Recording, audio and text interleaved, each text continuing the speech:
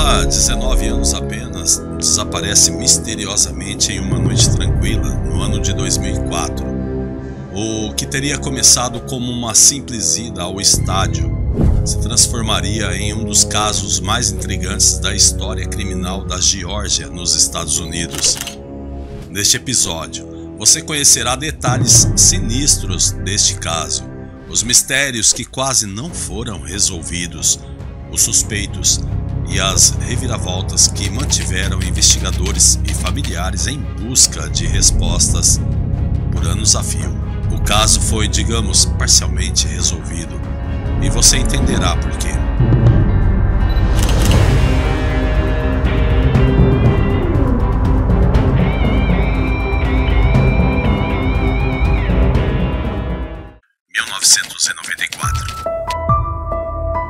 A cidade de Atlanta, no estado da Geórgia, nos Estados Unidos, foi abalada por um terrível evento que marcou um antes e um depois na história da cidade.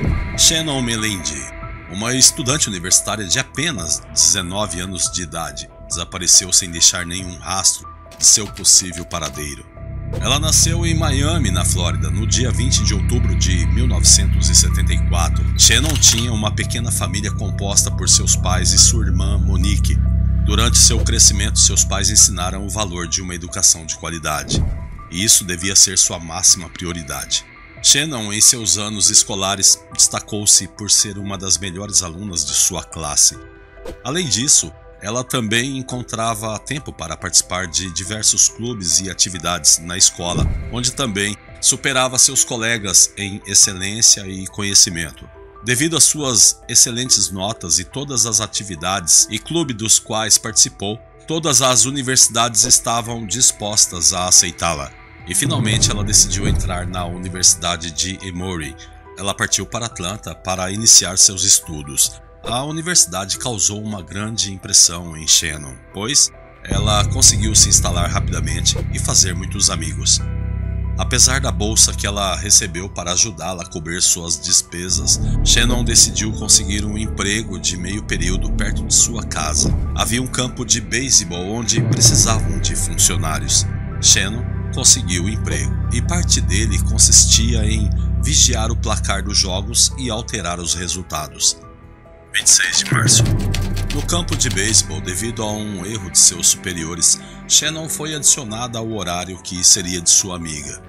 Shannon chegou ao estádio por volta das 8h40 da manhã, e depois de 4 horas, seu turno havia terminado. Depois do trabalho, ela costumava parar em um posto de gasolina para fazer pequenas compras. Naquele dia, não foi diferente. A única diferença é que depois daquele dia, ela nunca mais seria vista. Os diretores do estádio esperaram que ela voltasse após o intervalo do segundo jogo para entregar o relatório do jogo que ela havia trabalhado, mas isso nunca aconteceu. A primeira a suspeitar que algo estava errado foi sua amiga e colega de quarto, a Athena, que percebeu que Shannon não havia retornado para sua residência à noite. Era incomum, pois, além de seu apartamento, Shannon não tinha outro lugar para passar a noite e era improvável que ficasse com alguém sem avisar. Na manhã seguinte, Athena decidiu ligar para os pais de Shannon e perguntar se ela havia entrado em contato com eles nas últimas horas. No momento da ligação, os pais de Shannon estavam trabalhando. Então foi sua irmã mais nova quem atendeu o telefone e disse a Athena que não tinha falado com Shannon nos últimos dias e que perguntaria a seus pais, quando voltassem do trabalho, se sabiam algo sobre sua irmã. Athena, cada vez mais preocupada, conversou com 2 amigos que tinham em comum sobre o desaparecimento de Shannon, e eles decidiram procurá-la por conta própria nos arredores do campus. Finalmente, eles chegaram ao estádio onde Shannon trabalhava e lá descobriram algo inquietante.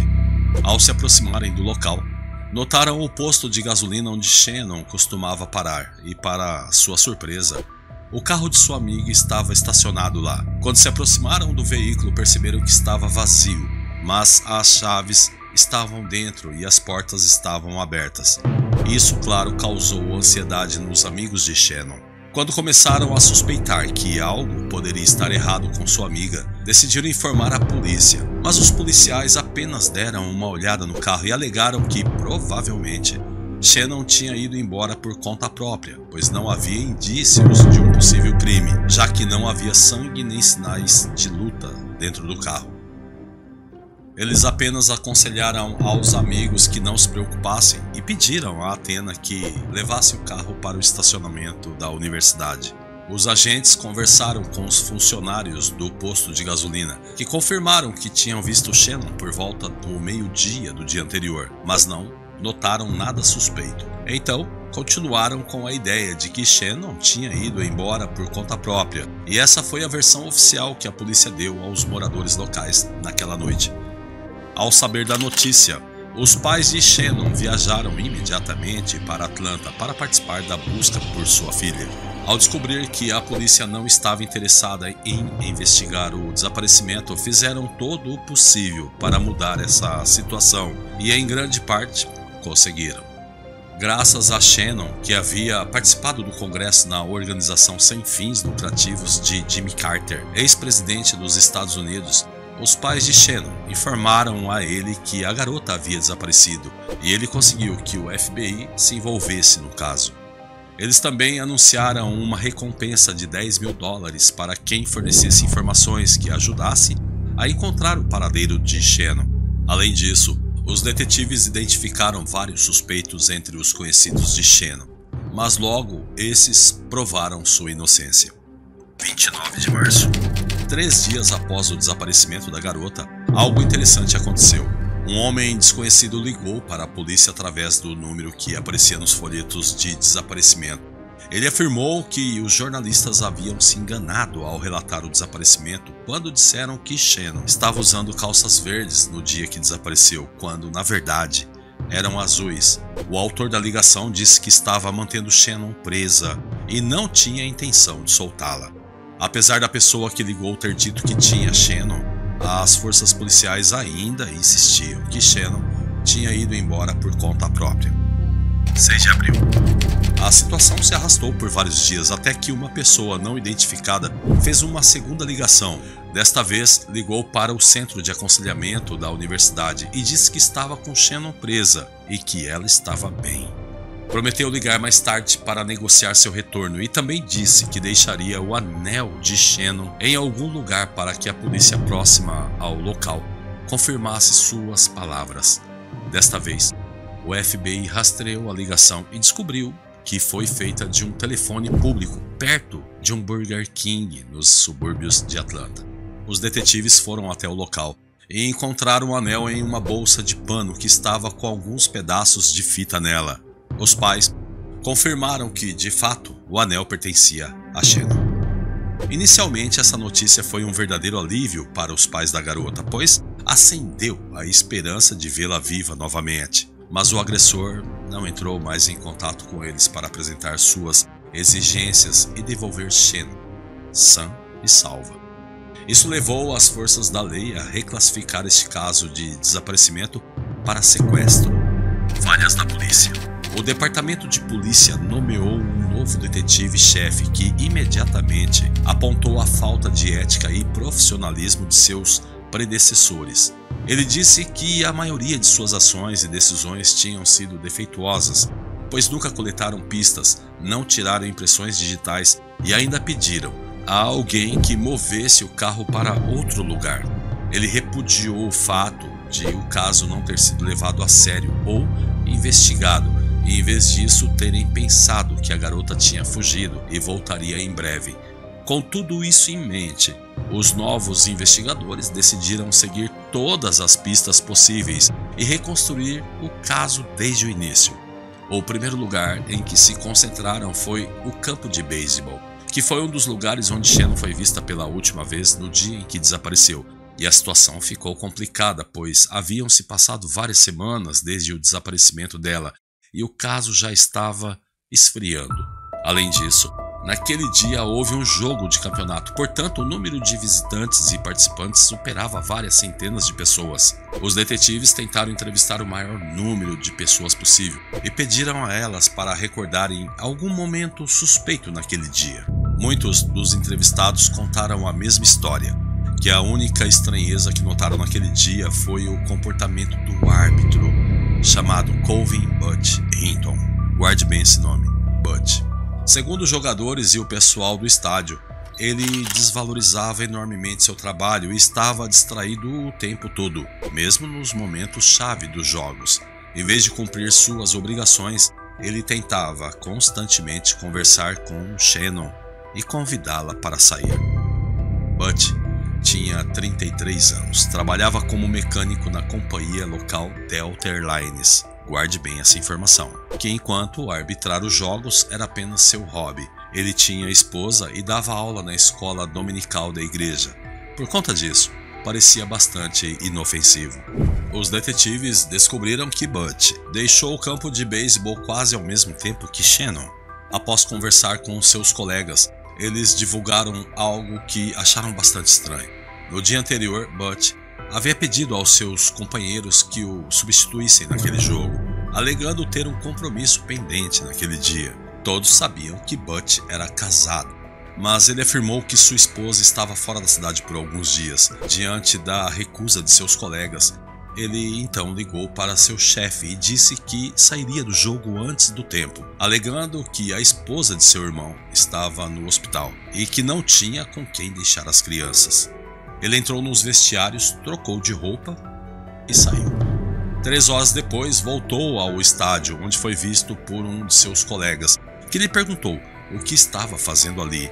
Ele respondeu que havia esquecido de entregar a folha de pagamento ao departamento de contabilidade, mas ele não tinha nenhuma folha de pagamento com ele. Além disso, Butch perguntou a seu colega se ele tinha visto onde seu carro estava estacionado. Uma pergunta que soava muito estranha.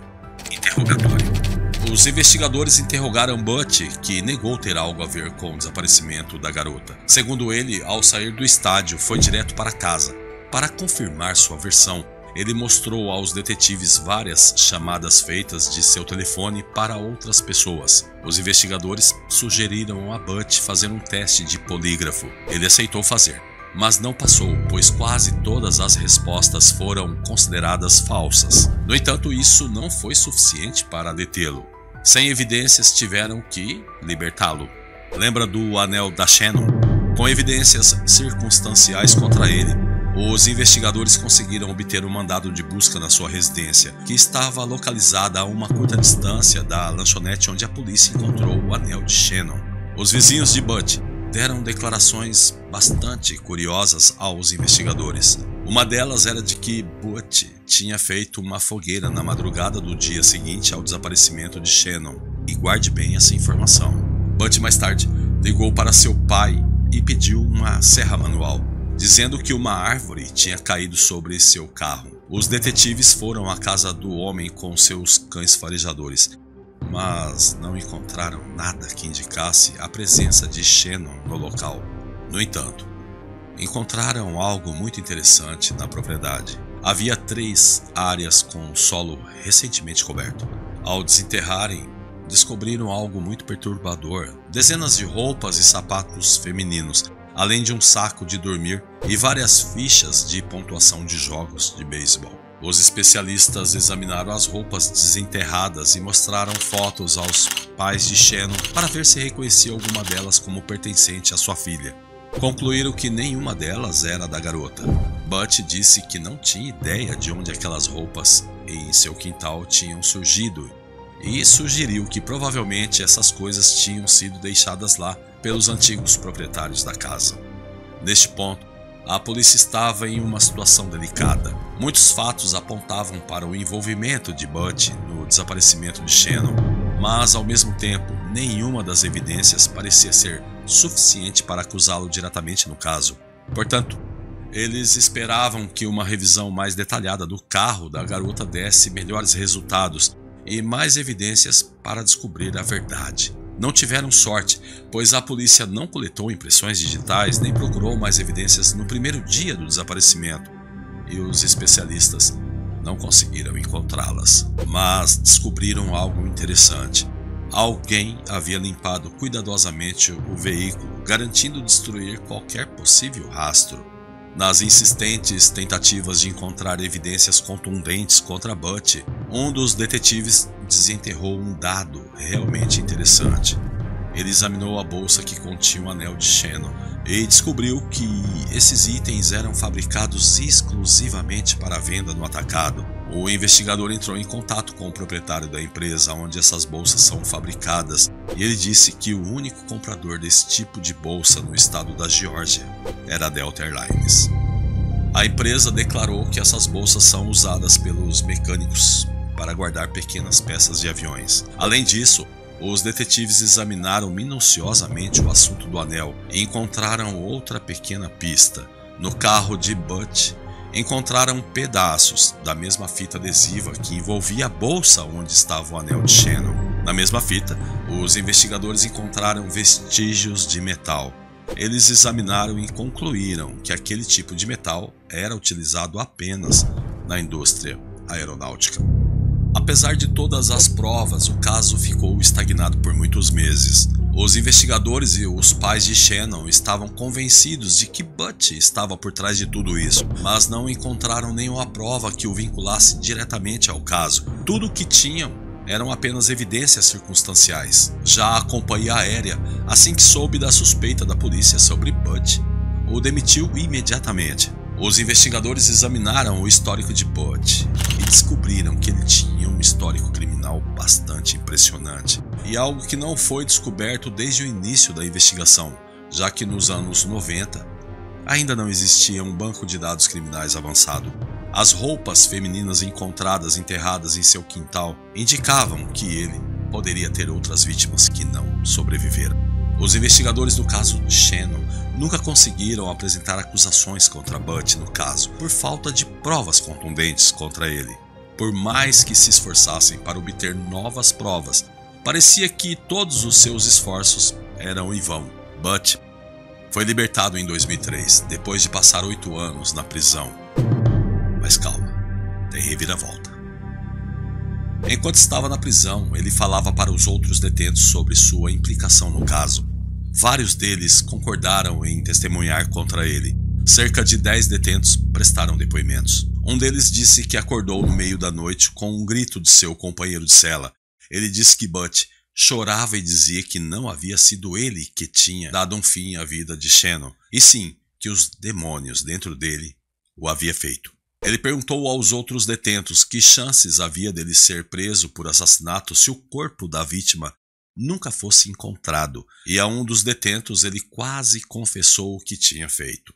Butch disse que saiu do campo com Shannon e que a polícia foi muito estúpida por não ter inspecionado adequadamente o carro de Shannon. Ele também disse que nunca encontrariam seu corpo porque ele o tinha espalhado ao vento.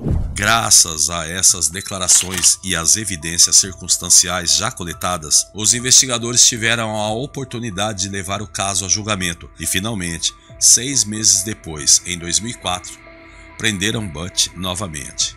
Puderam acusá-lo com todas as provas pelo sequestro e assassinato de Shannon. Segundo a investigação, Butch viu Shannon em um posto de gasolina e, com algum pretexto, a atraiu para o seu carro. Em seguida, a ameaçou e a levou para casa. Presumivelmente, a obrigou a dirigir seu veículo enquanto a ameaçava com uma arma branca. Depois, a trancou em casa e dirigiu de volta ao estádio, estacionando o carro da garota no posto de gasolina, onde deixou as chaves, limpou as impressões digitais e foi embora. Quando voltou para casa, ele pôde ter cometido atos forçados com a garota e a matado. Poucas pessoas duvidavam que ele pudesse ser julgado. É bem conhecida a frase, sem corpo não há crime, e na maioria dos casos, essa é a realidade. É muito difícil culpar alguém por cometer um assassinato se nem mesmo o corpo da pessoa foi encontrado. Até esse momento, não havia sido visto um caso em que o tribunal tivesse condenado alguém por assassinato sem ter encontrado o corpo. Mas os investigadores se esforçaram ao máximo para usar todas essas evidências circunstanciais e colocá-lo na cena do crime como o autor do sequestro e assassinato de Shannon Melendez. No entanto, ele continuava a declarar sua inocência perante o júri, que levou 3 dias para chegar a um veredito. Isso resultou na decisão de declarar Butch culpado, e ele foi condenado à prisão perpétua. Naquele momento, ele tinha 43 anos e teoricamente deveria passar o resto de sua vida atrás das grades. Mas ele não estava isento do direito de solicitar liberdade condicional a cada 7 anos, de acordo com as disposições legais na época do caso. Butch tentou contestar a decisão do tribunal, mas fracassou. 2 anos depois, no ano de 2006, algo inesperado aconteceu. Butch decidiu confessar seu crime. Sua história coincidia quase exatamente com a versão montada pelos investigadores. Ele disse que estava dormindo e acordou em pânico à meia-noite. Decidiu ir até onde Shannon estava e colocar uma gravata em volta do pescoço dela enquanto ela dormia. Depois, passou horas pensando no que faria com o corpo. E de manhã, decidiu queimá-lo, acendendo uma grande fogueira e adicionando combustível. Ele queimou o corpo de Shannon, trocou de roupa e foi para o seu culto religioso. Segundo ele, quando voltou para casa, o fogo supostamente havia destruído tudo. Ele disse que o peso insuportável da culpa o fez confessar o que havia feito, e que no momento em que fez as ligações para a polícia e para a universidade dizendo que Shannon estava bem, já tinha se livrado do corpo dela. Butch contou que os restos de Shannon foram consumidos pelo fogo, deixando apenas cinzas. Ele disse que jogou os restos nos trilhos do trem próximo de sua casa. A próxima solicitação de liberdade condicional será no ano de 2025, quando ele tiver 64 anos. Os pais de Shannon continuam lutando através de petições para que ele nunca seja libertado. Mas uma pergunta ainda fica: de quem eram os pertences encontrados no quintal de Butch? Será que ele esteve envolvido no assassinato de mais meninas? Que caso, não? Amigo, se você quer que continuemos trazendo fatos criminais, deixa o like e um comentário. Nesse começo é primordial a ajuda de todos vocês. Muito obrigado por ter assistido este episódio e nos vemos no próximo.